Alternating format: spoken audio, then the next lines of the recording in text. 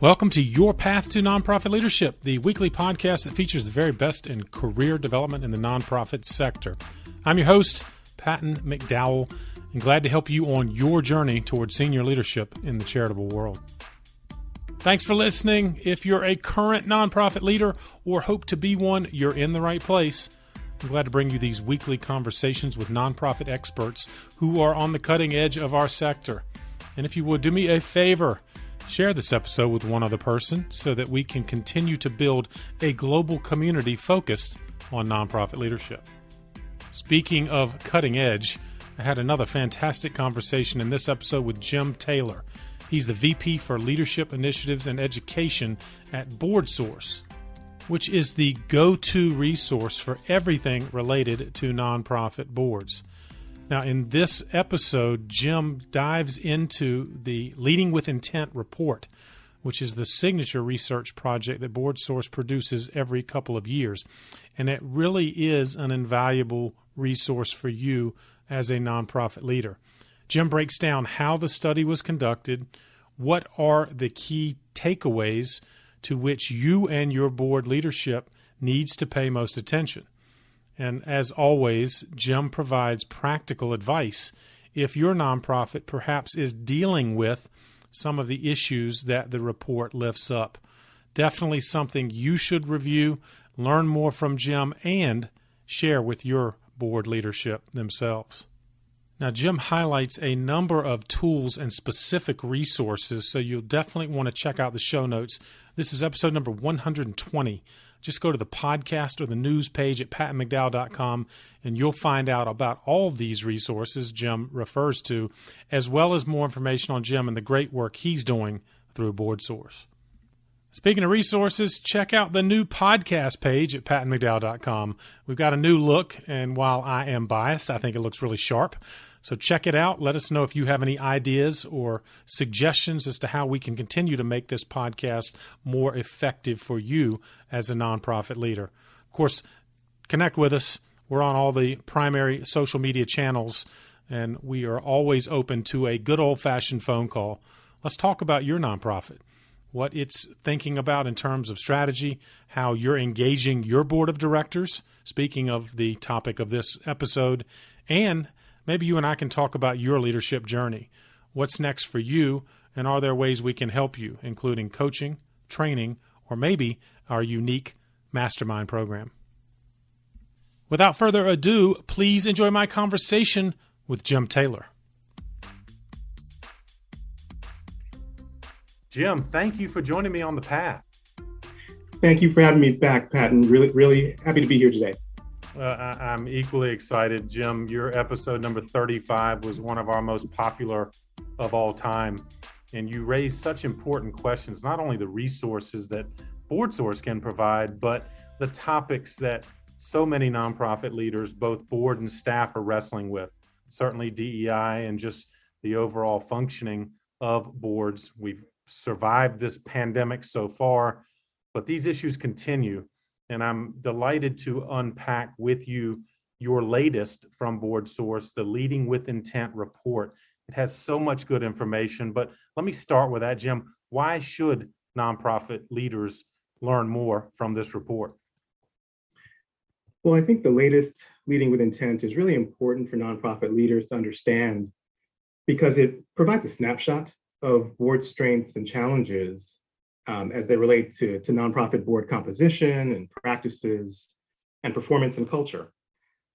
Leading with Intent also collects responses and feedback from chief executives and board chairs on several important questions for nonprofit leaders. Questions like, who serves on today's nonprofit boards?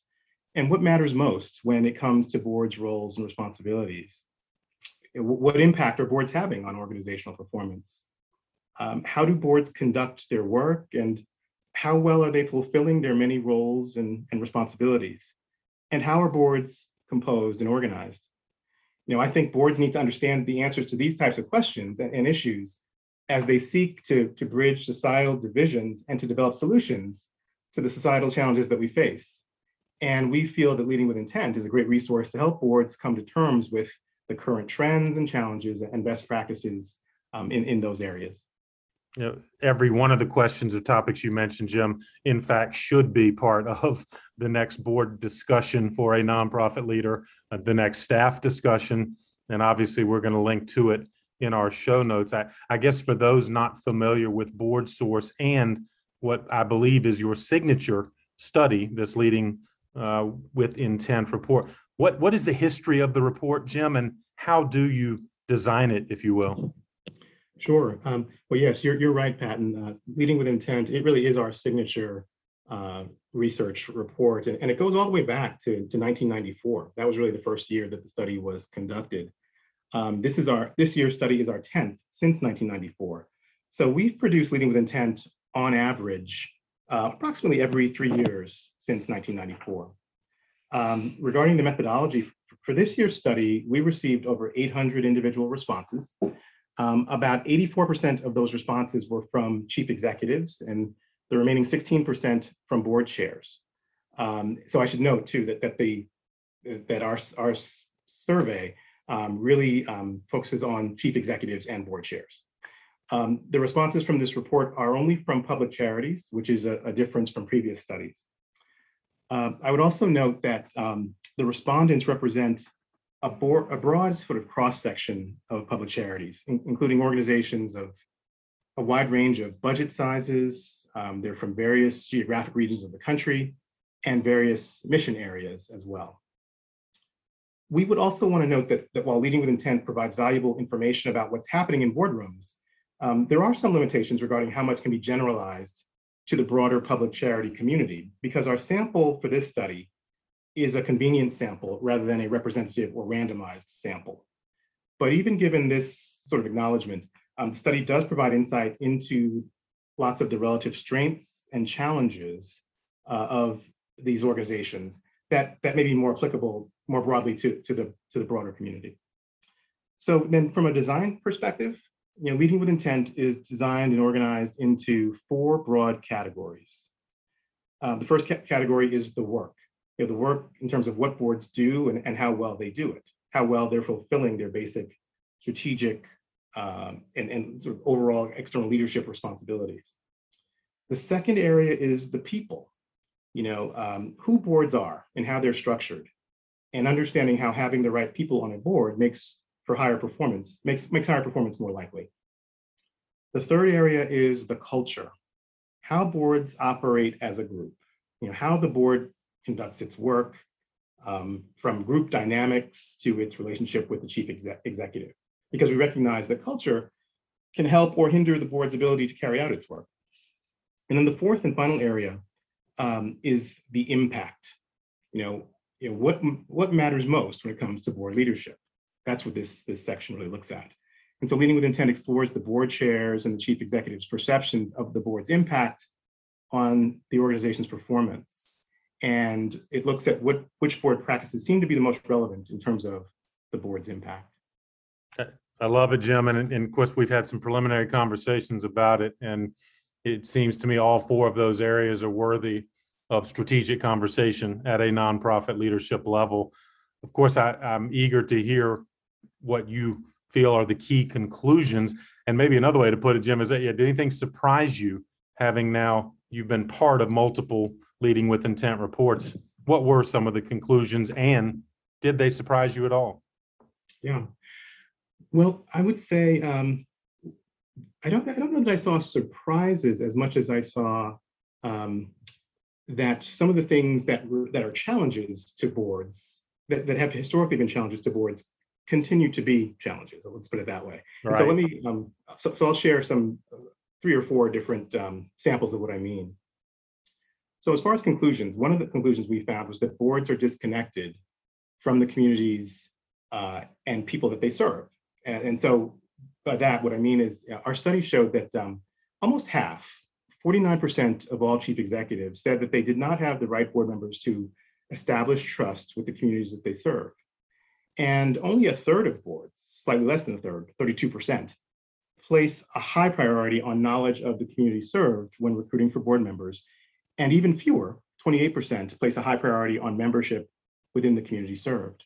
So these are real sort of disconnects that have to be addressed. Yep. I would say a second area is that we found that boards are somewhat ill-informed about the ecosystems in which they operate. We found that only 25% of boards prioritize knowledge of the organization's work and field in board recruitment. And then even less, 11% of boards prioritize prior or current experience with a similar organization or mission area. So this data indicates that board members generally don't have a clear or well-developed sense of the context in which they're operating and in which they are trying to make sense of what's happening around them. And that affects their ability to make decisions. Jim, let me ask you, and sorry to interrupt you, but I think it's worth underlining that point that 1 in 10 board leaders suggest that board recruitment is based on a real knowledge of the mission and the community in which the nonprofit operates. So do I understand that correctly? In other words, 9 out of 10 board members are coming on without maybe that essential knowledge of the work of the organization. Yeah, or at least, in fact, when recruitment is taking place, right? This is that factor of that prior knowledge or current experience with a similar organization or mission area is not being seen as a priority when boards go out to recruit. It's not looked at as being a major factor. So we're only seeing that in 11% of the cases that boards are. My goodness. Well, but I guess I'm guilty too, Jim, being part of organizations. Often we're recruiting board members for their community status and their fundraising potential. And we hope, I guess, to orient them to the cause. But do you think that's fair? Is that an accurate assumption, perhaps, about why we're still, I guess, failing to connect the way you described?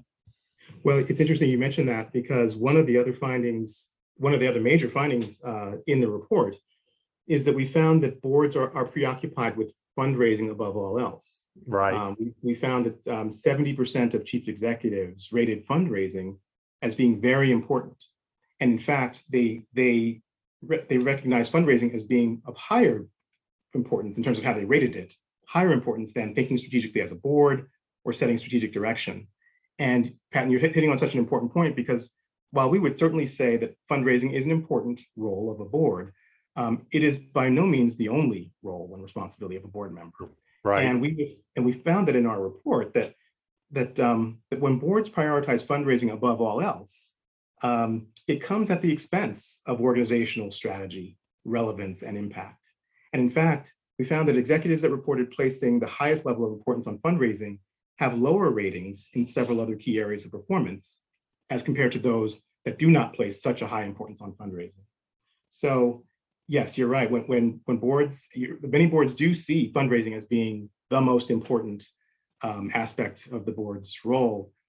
And in doing so, it can lead to vulnerabilities when that same board is asked to make strategic decisions that will align with the needs and the priorities and the aspirations of the community served. Or when a board that is focused on fundraising particularly is asked to select the best option in terms of selecting a CEO who will be able to connect with the community and cultivate trust. There are different areas of board's responsibilities that a board may not be positioned as well to fulfill if they are aligned, if they are comprised in such a way that wealth and access to wealthy networks is the most important thing, or is the factor that was utilized to determine who would be on that board. It makes, right. Yeah, Jim, it makes total sense. And again, if I'm brought on in what amounts to a transactional mode, fundraising is the priority, and in some cases, maybe the exclusive focus. Ultimately, that's going to hurt us strategically. And so it seems to me your data supports that. And I guess I would repeat your point that you and the report doesn't suggest fundraising is not important, but I guess you want to see, or you hope to see, more strategic alignment with fundraising and the communities in which we serve. Exactly. So that a board should be comprised in such a way that it can fulfill its three essential functions, which are setting strategic direction, providing oversight, and ensuring resources. And but we would also note that setting strategic direction is the most essential of those board leadership roles. So a board should keep that in mind as it thinks about its board composition and how it can develop a board that is composed in such a way that it is able to meet all of those functions. You're exactly right. And of course, you're touching on issues of board composition and lack of diversity in board composition, particularly as it relates to the communities nonprofits are serving. In fact, Jim, did this Leading with Intent report, in fact, go deeper into issues of DEI? And what were some of the conclusions that it led to? Well, yes, Pat, and it did. This year's Leading with Intent, one thing that we did differently this year was that we, in addition to the core report that you and I just talked about, we developed a special diversity, equity, and inclusion focused supplement to Leading with Intent. And we feel that this was a really well-timed initiative to take on in terms of developing this new DEI focused version of Leading with Intent, given the national conversation that's going on right now around diversity, equity, and inclusion, especially with regard to racial equity. For this year's Leading with Intent, the DEI focused supplement focuses on to what extent boards are reflective of the communities that they're seeking to serve, how boards are thinking about racial inequity as it relates to their mission and programmatic outcomes, and the degree to which boards have adopted DEI-focused practices. I do want to share a few findings from that diversity, equity, and inclusion supplement. Absolutely. Okay, sure. So the first is that we found that boards may be getting slightly more diverse, but they are far from representing the communities that they serve. Our study indicates that about 78% of board members are white. About 19% of boards do not include a single person of color. So just to think about that for a second, about 1/5 of boards, based on our study, do not include a single person of color. We also found that about 71% of board chairs said that they know that their board is not representative of the community that it serves. And then we found that only 24% of boards were placing a high priority on demographic diversity in terms of how they recruit. So when we think about that data, what I take away from that is that nonprofit leadership is not diverse at this moment. It knows that it's not diverse in terms of not being representative of the communities being served. Right. And at least at this point, at an aggregate level, we're not seeing the results yet that indicate that the sector is taking on different practices, different behaviors in order to become more diverse. So there is an awareness of the lack of diversity. And largely there's an acknowledgement that boards want to become more diverse, but that is not yet translated into actions. It is not yet translated into different behaviors for boards. So that is one of our findings, that board recruitment strategies are not yet aligned with diversity goals. So there may be some positive in an awareness and an acknowledgement, but frankly, there's still not the action or the results to suggest we're doing something about it. Is that fair? That's fair to say. That's absolutely fair to say. And I want to call out a couple of examples of where these disconnects kind of show up. We found that the two top methods for identifying board members when it comes to boards that are looking to add new board members is that boards reach out to the personal or professional contacts of board members, or they reach out to the chief executive's personal or professional contacts. Yep. Those are the two major ways that it happens. Now, there are times when those methods of recruitment may lead to positive outcomes, but I would urge boards to think of it this way. So if you're a board that's not diverse, and you decide that your preferred method of recruitment is to reach out to individuals that you or your chief executive already knows, then you're probably reaching out to individuals who are very similar to your existing board members. Yes, right? indeed. Right? So people who are of the same or similar socioeconomic background, people who probably share similar perspective and experiences. And frankly, if you're a predominantly white board, you're probably reaching out to people who are also white. Yep. So we believe that an over-reliance on recruiting people that you already know, people with whom you are already comfortable, if you will, leads to a scenario where you may be saying that you want to become much more diverse, but you're not likely to see much change happen. Right. Were there other conclusions there? Because it's leading to the question of, all right, what does board leadership do about exactly what you described? Right. Well, I'll just share one more conclusion related to this same space around this disconnect, and then we'll get into what boards can do differently. Right. With regard to chief executive feedback, we found that 82% of chief executives say that racial diversity is important to external leadership.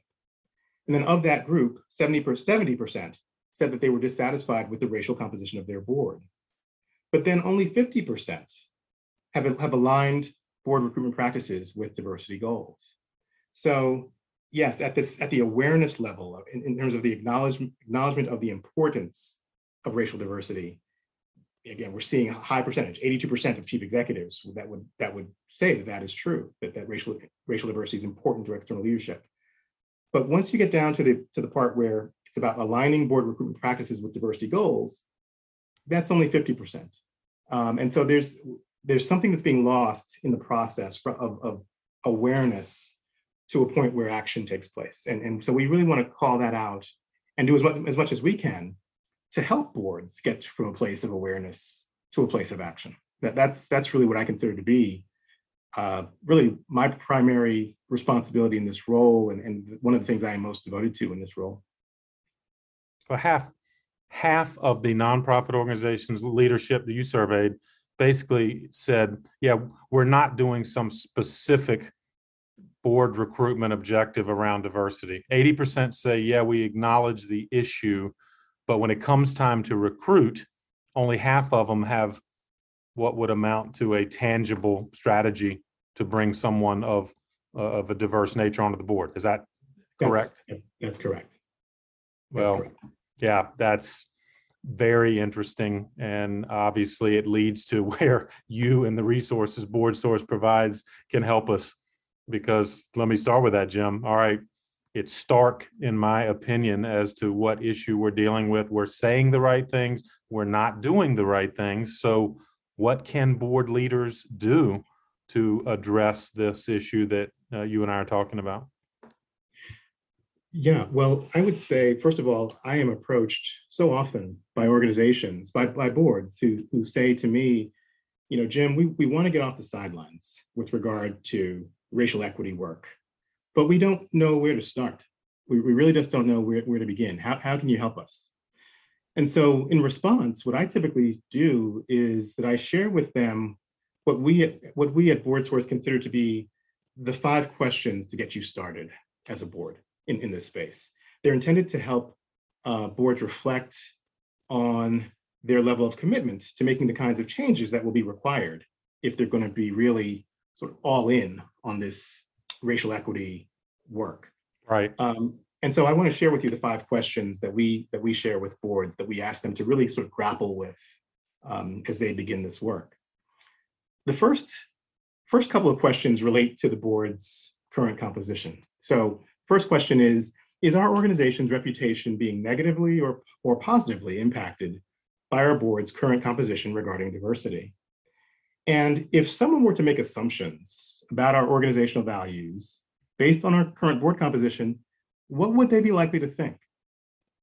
The next couple of questions get more into really connecting with community, bringing the voice of community into the boardroom. And so this next question is, how well are we cultivating a deeper understanding of the community or the communities that we serve, and bringing their perspectives, needs, feedback, and priorities into our strategic boardroom discussions? And are we ever at risk of making decisions without fully understanding how these decisions might affect those that we serve? And then the last question that we pose to boards as they begin to do this work, or consider this work, is this question. If we were to make a deeper commitment to diversity, inclusion, and equity, what would that mean for our mission, our work, and the people that we serve? We feel that these are the types of questions that the board needs to discuss so that they can get a sense of where they're starting from and determine kind of where they are, whether they have true consensus among themselves that they're committed to do this work going forward. And then once they've really established that they're ready to do the work, there are lots of things that they can do to recruit differently, to create a more inclusive culture, to become more equity focused in how they see the connection between inequity and the work that they do and the mission that they serve. But we want to get them started with those really sort of fundamental questions for them to really do some introspective reflections on where they stand in this moment. Well, not only great fundamental questions, but immediately in my mind, it translates what for some I think is a difficult topic to understand fully, or at least to mobilize around. And your questions kind of force the organization to break it down into a more practical manner. And that to me is fascinating. I worry that very few organizations are tackling those questions, but what a wonderful resource, Jim, you're providing. Well, thank you, Patton. I appreciate that. And it is, yes, this is a resource that, we have a document that, includes these 5 questions that we share with our audiences quite often and actually resides on our website. And then when I go out and talk to groups about diversity, equity, and inclusion, I almost always spend some portion of that time sharing with them these 5 questions and encouraging them to have a conversation that centers around these questions. Yeah, because they're practical and strategic, and not just kind of nebulous in terms of the concept of DEI and inclusivity on the board. But hey, let's think about how our reputation in the community is affected. What are the strategic implications of having a more diverse board or not?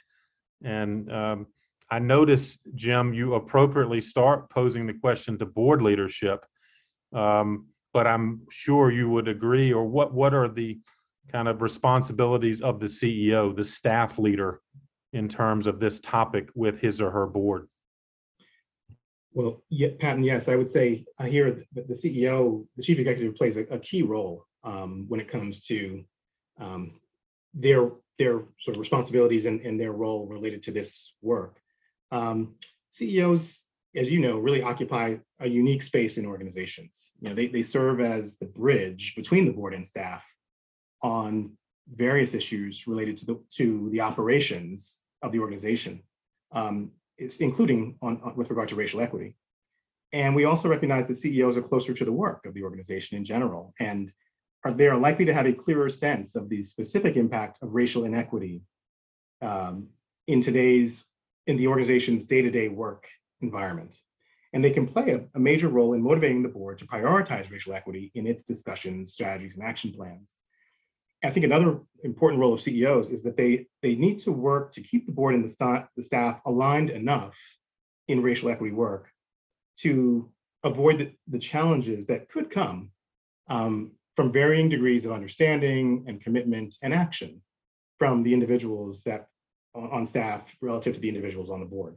So I want to share a story of my own board experience that kind of relates to the importance of the CEO's role in sort of serving as this bridge between board and staff. I serve on the board currently of a homeless shelter. And during my early years at the shelter on the board, we didn't really have much of a racial equity plan to speak of, even though the majority of clients that we serve are people of color in this homeless shelter. But over the years, one of the things that the staff has identified as something that they really want to focus on is an initiative that they refer to as Ban the Box. And what the staff is getting at with this Ban the Box initiative is that when someone is filling out an application for an apartment that they would like to rent, on that rental application, there is a box that asks you the question of whether you have a record, any sort of criminal record in terms of a conviction or right. And that question in and of itself, if you check yes on that, yes to that box, to that question, it may really hinder your opportunity to get to be approved to be able to move into that apartment. You'll get disqualified almost immediately in some cases, right?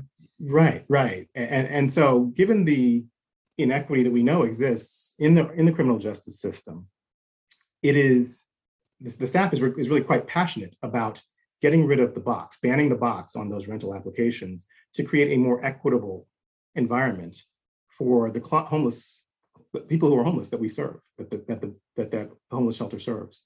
And so we didn't know as a board that the staff was doing that work and was really passionate about that work until the CEO brought it to our attention as a board. And we learned that the staff really wants to engage with the board, not in every step along the way in terms of the work that the staff is doing around racial equity, but at various sort of milestone points, the staff and the board would like to have check-ins to just see what's happening with the staff's work in that space. And then for us as a board, as we are now developing a racial equity plan, a multi-year plan ourselves, for us to share with the staff kind of what's happening with the plan and the things that the board will commit to as it goes forward. The CEO is that bridge, is that person who sort of has a foot in both worlds in terms of knowing what the board is focused on and knowing what the staff is focused on and coordinating the communication, coordinating the understanding, coordinating the actions that are taking place to make sure that that everyone knows what's happening organization-wide. So I just want to call that out as being something that's really important for lots of issues as it relates to how an organization operates, but particularly in this racial equity space that we're discussing today. It's a fascinating example, and you touched on it earlier, and I wonder, Jim, do you believe the resistance from board members to get into the space of diversity and equity and things like that they come in with a mindset that my job is kind of financial health. I'm here to raise money. I'm here to oversee the budget.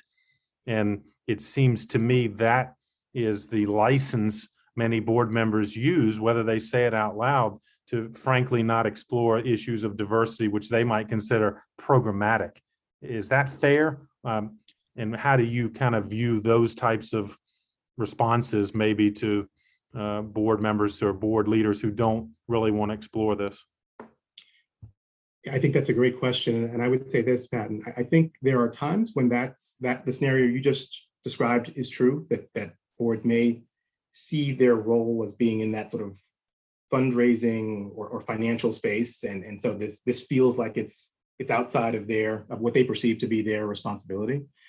But what I would also say is that I think the resistance that I have encountered in terms of the stories that I hear when I'm talking to organizations, what I hear is that boards sometimes are reluctant, certain board members may be reluctant to go too far out in terms of making explicit statements around racial equity, because they think that it may be, in doing such in making these statements around racial equity, there might be some longtime donors who might prefer that the organization not be quite so explicit.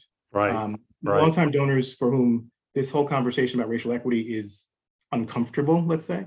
And frankly, for some board members, the conversation is probably uncomfortable at times.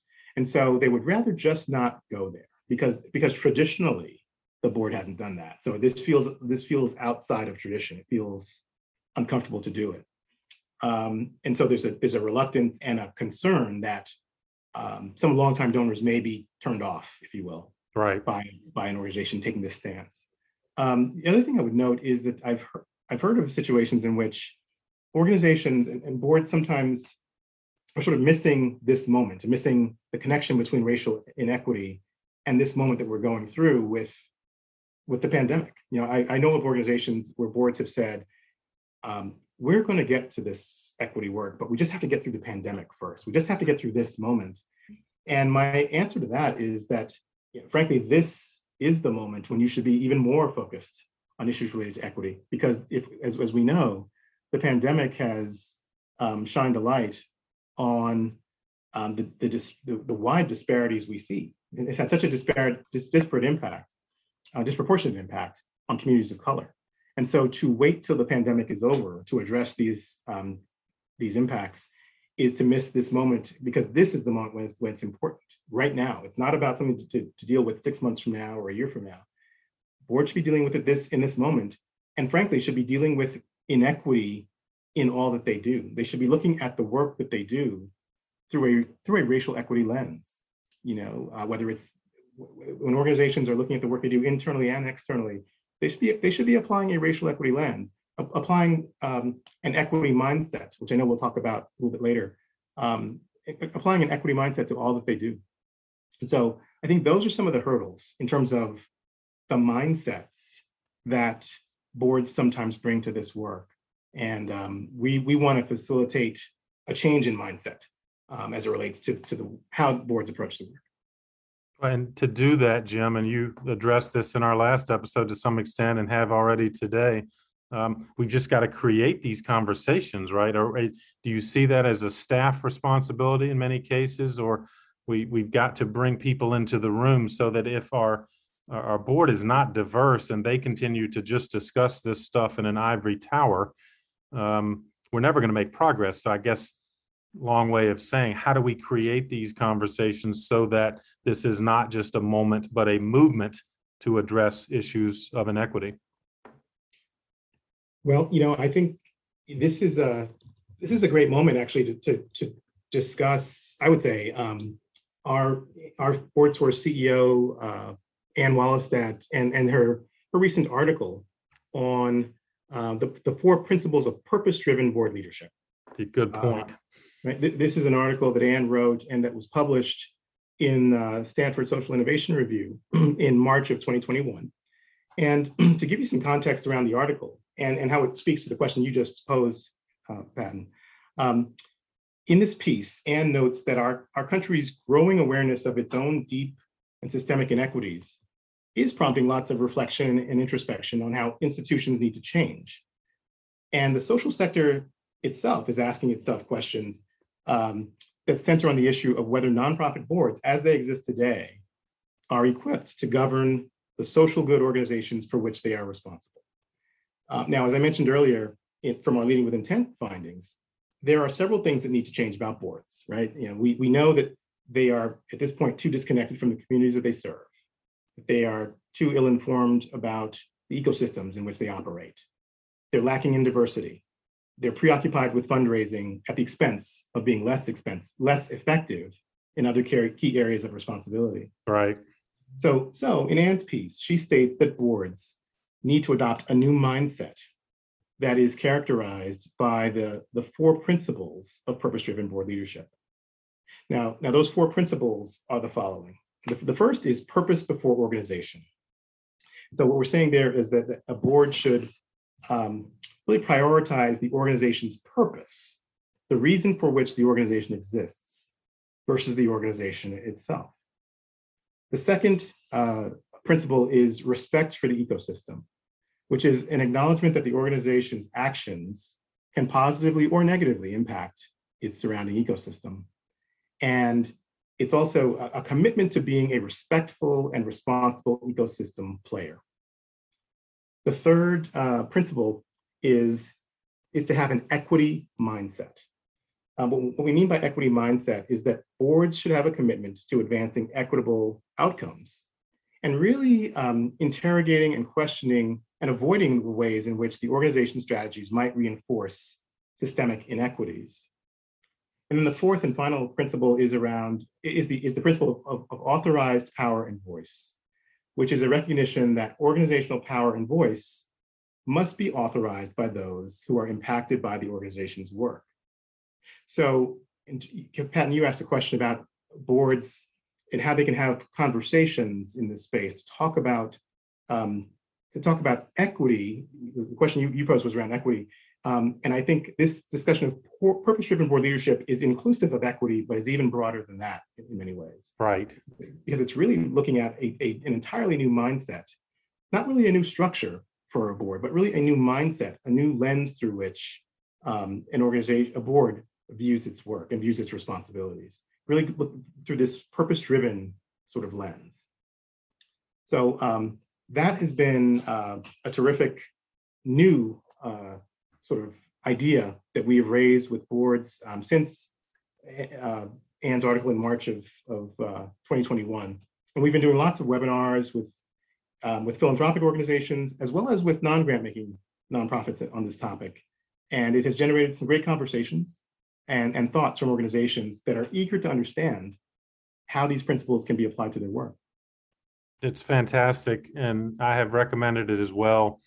At minimum, it seems to me an article that could be distributed to a board for their reading, put it on the agenda for a board meeting, if not a retreat to really unpack it. But is that what you've seen, Jim? You've seen organizations kind of utilize these kind of 4 principles as a framework for discussion. And in fact, that does answer my question. This is a tangible way for you to do something, at least to start the conversation. Yes. I would like to share some of the feedback and some of what we've seen thus far since the introduction of the article, and we've done several sort of virtual convenings with groups to talk about the article.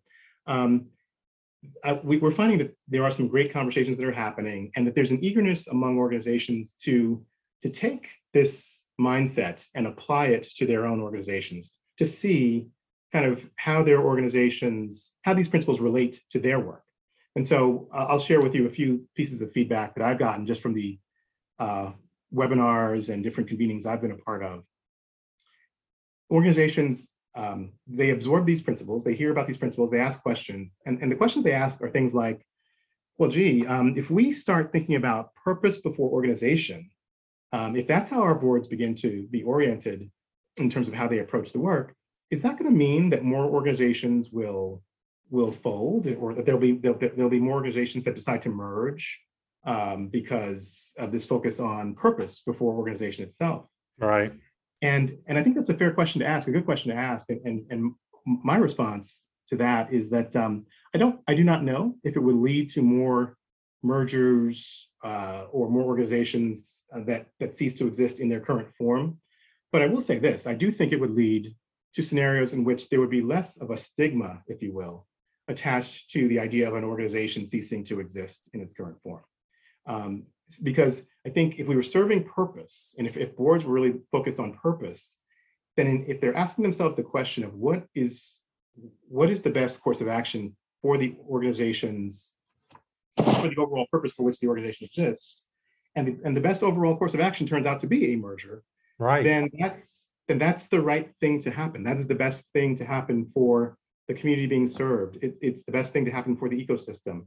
And so there could be more mergers, but whether there are more mergers or not, there would be more of an openness to discussing mergers or stronger strategic alliances, because there would be less of a stigma in terms of thinking about organizations ceasing to exist, or less of a stigma in terms of just thinking that if we don't continue to exist in this form, then we have somehow failed. Yeah, right. That is not the case.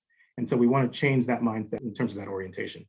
I would also say that we have had some organizations say that, well, are you telling us, when you talk about this preoccupation with fundraising as being one of the factors that leads to this thinking around purpose-driven board leadership, are you saying that fundraising is not important? And again, as we've talked about, Pat, and certainly not saying that fundraising is not important, but again, we're just saying that fundraising has its place in terms of the responsibilities of a board, and that a preoccupation with fundraising can be unhealthy for that board in terms of fulfilling its other responsibilities. So we really want to clarify that. And then the third thing I would just say, the final thing on this point I would say, is that boards, they assess these 4 principles and they begin to think about it and say to themselves, and sometimes say to me, yeah, I agree with these principles. I will say for our board, this equity mindset principle might be especially challenging, or this authorized voice and power principle, or perhaps the respect for the ecosystem. Different boards have people have different responses in the moment as they begin to consider these questions. Right. And I think they're eager to bring these questions back to their boards, and bring these principles back to their boards, and just kind of grapple with these principles and how they apply. Fantastic. And I would just say to facilitate those conversations, we have created a conversation starter guide that provides 3 sort of optional exercises that a board can go through to begin to understand how the principles of purpose-driven board leadership can be applied to their work. And so we have a document that we share with organizations, and we encourage them to try out at least one of those 3 optional exercises as a way of introducing themselves to purpose-driven board leadership and beginning the process of adopting this mindset. Yeah, I love that. And it's a resource we will absolutely lift up in the show notes. And because you're right, it's just easier to avoid topics that are difficult or uncomfortable. But as board and staff leaders, it is our job, I think, to kind of make sure this topic rises to the top and is discussed. And again, grateful, Jim, you and BoardSource have resources to help us address that. You know, as you talk to funders, which I know you do as well, is there some encouragement that funders are recognizing these same issues and in fact are willing to invest in organizations that are willing to have these tough conversations and try to move the needle in their community? Well, I would say certainly that as we've talked in both the philanthropic and the grant-making nonprofit spaces, and there's been, I would say the conversations have been equally engaging, and I should note as well that Phil Buchanan of the Center for Effective Philanthropy has written a wonderful blog that we have on our site that speaks to the importance of this piece that Anne has written and the importance of adopting this principles of the 4 principles of purpose-driven mindset as an approach that boards should take. And so that was a real endorsement from Phil from his perspective as a social sector leader in the philanthropic space. And so yes, we're definitely seeing quite a bit of conversation and support and encouragement around these principles, understanding that no one's saying that this is easy and that you can flip a switch and by tomorrow you will have adopted all of these principles. Right. Not saying that at all, but saying that there is a process, that while it is a process, that it is something that boards can adopt, and we would encourage them to adopt over time as they begin to ask themselves these sorts of questions, as they begin to apply this sort of purpose-driven lens to what they do and to the decisions that they make, or even to the decisions that they've made in the past. If they were to go back and say, let's go look at this most important decision we've made about 6 months ago. Did we apply a purpose-driven lens to it? And if we didn't, what would we have done differently if we had applied that lens? We think those are the types of exercises that we encourage boards to take on. I love that. And again, I'm delighted you lifted up Phil Buchanan, who was a wonderful guest on this podcast. And in fact, Jim did indeed lift up Anne's article as a resource. So we will continue to reciprocate the awareness that you and Phil and Anne are lifting up in our sector, which is, so important. Jim, as you look ahead, you and BoardSource, I'm sure you continue to unpack the Leading with Intent report on a daily basis, I'm guessing. But where do you go from here? I guess, will you continue to file away the feedback, and then I guess that will shape the next Leading with Intent report?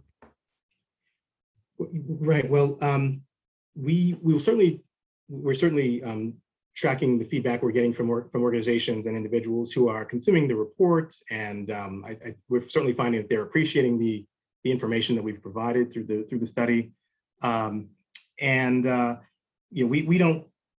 don't think we've begun the process yet of really figuring out kind of what's the next phase of our research right now. Right. I think we continue to be focused on just disseminating the information in this 2021 report. Right. And then we're certainly beginning to think about kind of what's next in the research space, but pretty focused right now in terms of this new research that we've done. I would also add that as we think about looking ahead, we have just finalized content for a new book called Putting Purpose First. Oh, wow. And with an anticipated launch in the fall. It is essentially a reimagination of the book, Board Fundamentals.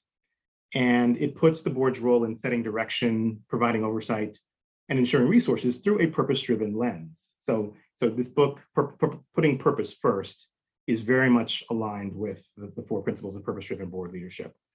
So that's something that everyone can look forward to coming in the fall.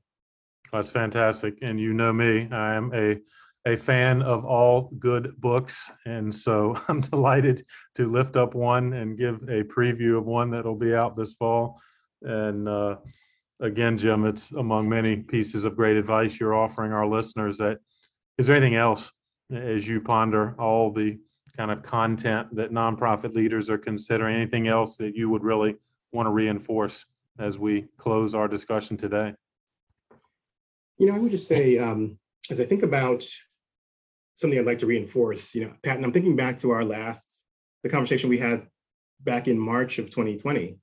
And I remember then speaking about making sure that as leaders, we stay informed and we track what's happening around us within society, because we don't work, none of us works in a vacuum, that the work we do has to be done in the context of understanding kind of where we are within that larger ecosystem. And I think I would just double down on that today when I think about the fact that you and I talked in early March 2020.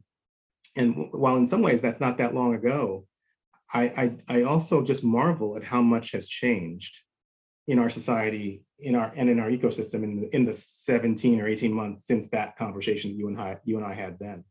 We didn't at that point really understand what the pandemic was, or it was really just beginning to happen, and we certainly had no idea what it would turn into. None of us had heard of George Floyd at that time, and we had no idea that his tragic murder, along with the murders of many other unarmed Black people at the hands of law enforcement, would ignite such a passionate national conversation on the issue of racial equity. These types of society-altering events can really change our perspectives on how nonprofit leaders are called to lead.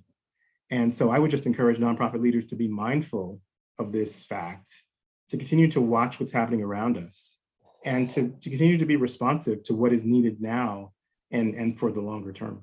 It's great advice, Jim.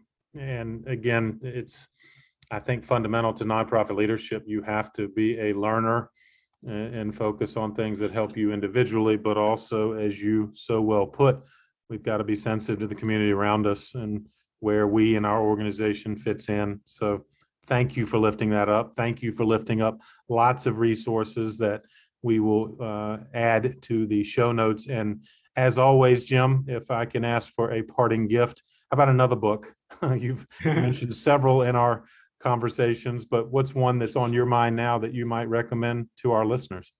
Sure. And this book I'm going to recommend is it's a professional development book, but it's more than that in some ways. And I'm thinking about Outliers by Malcolm Gladwell.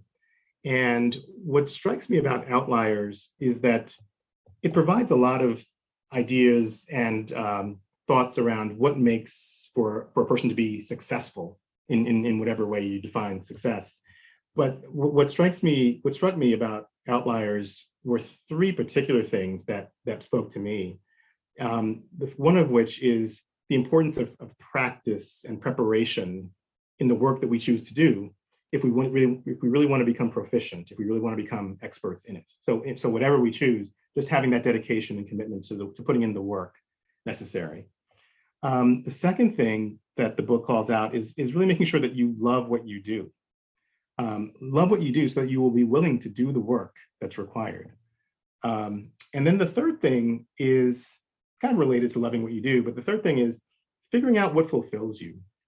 And so for me, I can say that, having worked across corporate and nonprofit and local government sectors, the thread that links all of the things I've done is that I've always known I wanted to do work that leads to access to opportunity for communities that have been historically underserved. And so that's the through line for me in terms of the work I've always done. And that's the through line for me when I think about what fulfills me, what has fulfilled me in previous roles and what continues to fulfill me in my current role.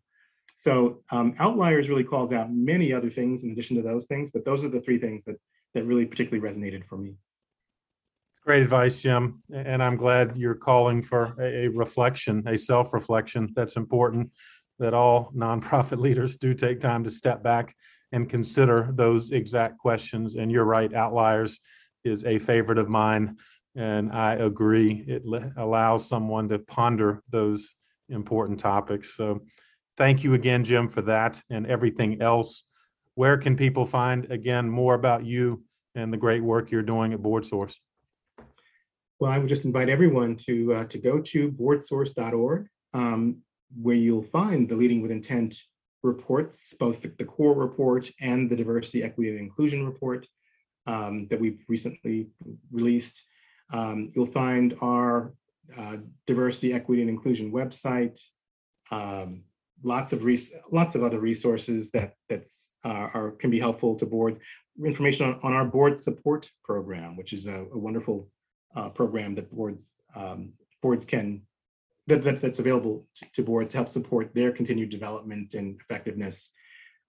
So I would just encourage everyone to go to boardsource.org and find lots of resources that can assist you in the work that you do. Jim, much appreciated. Thank you again for joining me on the path. Thank you again, Patton. It's a pleasure to be back with you again today.